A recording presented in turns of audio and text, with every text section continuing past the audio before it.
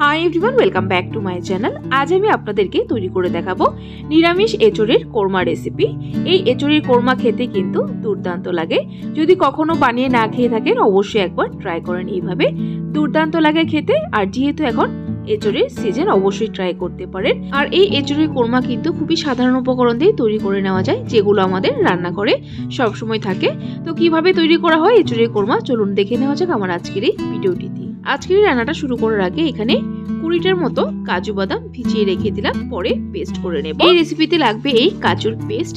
আর কাজুটা আগে থেকে ভিজিয়ে রাখলে পরে সুন্দর মিহি করে পেস্ট একটা তৈরি হয়। এঁচোড়ের কোরমা তৈরি করার জন্য এঁচোড়গুলোকে এইভাবে আগের থেকেই কেটে রেখেছি। তারপর এঁচোড়টাকে সেদ্ধ করে নিয়েছি। এঁচোড়টা কিন্তু সামান্য নুন দিয়ে তারপরে সেদ্ধ করেছি। এখানে একটা মাঝারি সাইজের এঁচোড় অর্ধেক ভাগ কেটে নিয়েছি।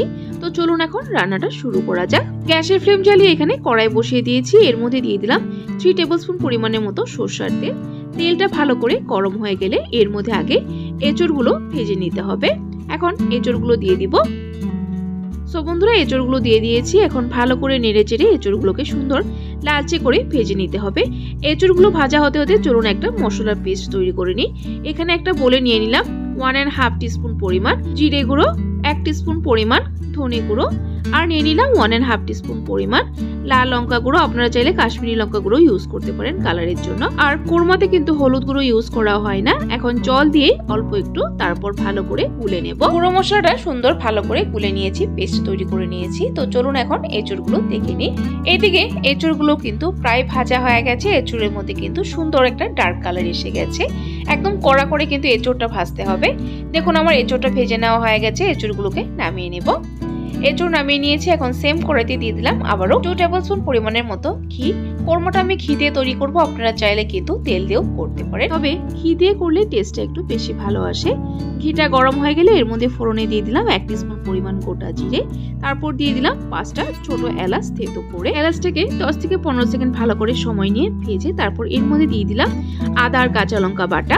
প্রায় 2 টিস্পুন পরিমাণ দিয়ে দিলাম আদা কাঁচা লঙ্কা বাটা। এখন আদা আর কাঁচা লঙ্কা বাটাটাকে একটু সময়ের জন্য কুক করে নেব, যতক্ষণ না কাঁচা ভাবটা চলে যাচ্ছে। তো বন্ধুরা, ভালো করে কুক করে নিয়েছি আদা আর কাঁচা লঙ্কা বাটাটা। এখন এর মধ্যে অ্যাড করে দিব গুলে রাখা গুঁড়ো মশলাটা। গুঁড়ো মশলাটাকে দিয়ে ভালো করে এখন কষিয়ে নেব। সো দেখুন বন্ধুরা, বেশ ভালো করে কষিয়ে নিয়েছি, মশলা থেকে তেল বেরিয়ে এসে গেছে। এখন এর মধ্যে অ্যাড করব কাজু বাটা। যে কাজুগুলো ভিজিয়ে রেখেছিলাম সেটা আমি পেস্ট করে নিয়েছি। মিক্সিং জারটা ধুয়ে একটু জল দিয়ে দিলাম, অনেকটাই লেগে আছে। এখন কাজু বাটাটাকে দেওয়ার পর ভালো করে 2 থেকে 3 মিনিট সময় আরো কষিয়ে নেব। সো দেখুন বন্ধুরা, ভালো করে কষিয়ে নিয়েছি। দেখুন সাইড দিয়ে কিন্তু তেল বেরিয়ে এসে গেছে, তার মানে আমার ভালো করে কষানো হয়ে গেছে। এখন এর মধ্যে অ্যাড করে দেব ভেজে রাখা এঁচোড়গুলো। ভেজে রাখা এঁচোড়গুলো দিয়ে দিয়েছি। এখন মশলার সাথে ভালো করে কষিয়ে নেব। আরো 1 থেকে 2 মিনিট সময় ভালো করে কষিয়ে নেব এঁচোড়টাকে মশলার সাথে। এই সময় এর মধ্যে দিয়ে দিলাম অল্প একটু নুন আমি একসাথেই দিইনি, আবার পরে অ্যাড করব টেস্ট করে।